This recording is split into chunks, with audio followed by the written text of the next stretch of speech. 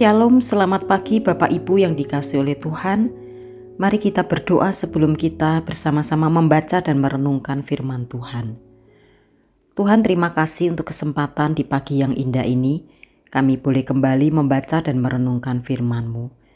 Tuhan, tolong kami agar kami ketika kami membaca firman-Mu, kami dimampukan untuk mengerti dan melakukannya di dalam hidup kami. Di dalam nama Tuhan Yesus kami berdoa dan mengucap syukur. Amin. Bapak Ibu, firman Tuhan diambil dari 1 Yohanes 1 ayat yang ke-8 yang berbunyi demikian. Jika kita berkata bahwa kita tidak berdosa, maka kita menipu diri kita sendiri dan kebenaran tidak ada di dalam kita. Sampai di sana pembacaan firman Tuhan. Bapak Ibu dan saudara yang dikasihi oleh Tuhan, dosa selalu melibatkan penipuan diri sendiri.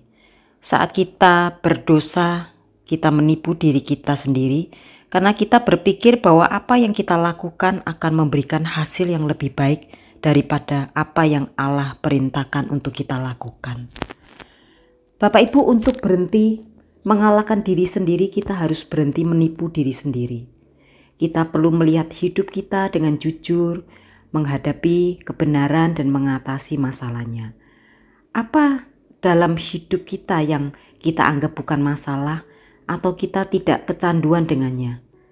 Tentang apa kita berkata ini bukan masalah besar? Bapak Ibu, tidak peduli apakah kita bergantung pada narkotika atau menggunakan kartu kredit kita melewati limit, apakah kita menonton pornografi atau membaca novel yang tidak bermutu, kita menggunakan semuanya untuk mencoba melepaskan diri dari rasa sakit dan dosa kita. Tetapi kita tidak akan mendapatkan kesembuhan sampai kita terlebih dahulu mengetahui akar masalah kita. Bapak Ibu, kita tidak harus mencapai titik terendah sebelum kita berubah. Kita tidak harus menempuh jalan kehancuran. Kita bisa mengakui akar masalahnya dan kemudian mengatasinya.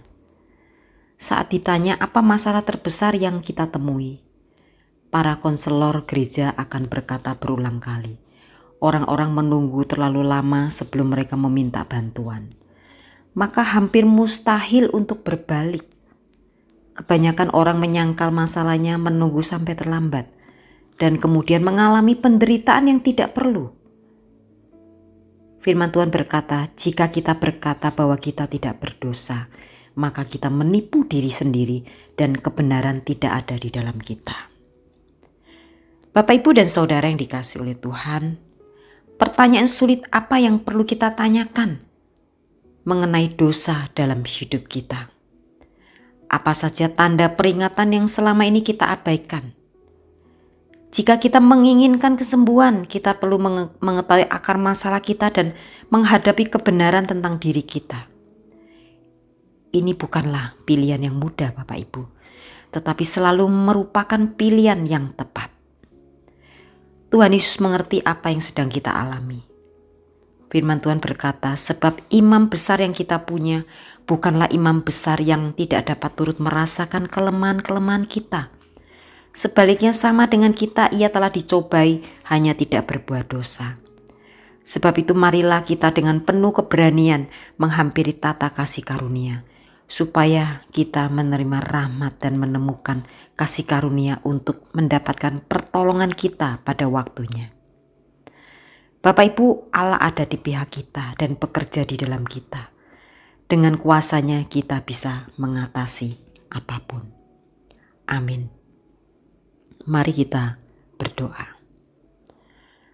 Bapa, kami bersyukur untuk firman-Mu pada pagi hari ini. Kami diingatkan bagaimana kami hidup. Apakah kami hidup dengan mengandalkan kekuatan kami sendiri? Kami diingatkan apakah selama ini kami bergantung dengan kekuatan kami untuk mengalahkan dosa yang ada di dalam dunia ini. Tuhan, tolong setiap kami.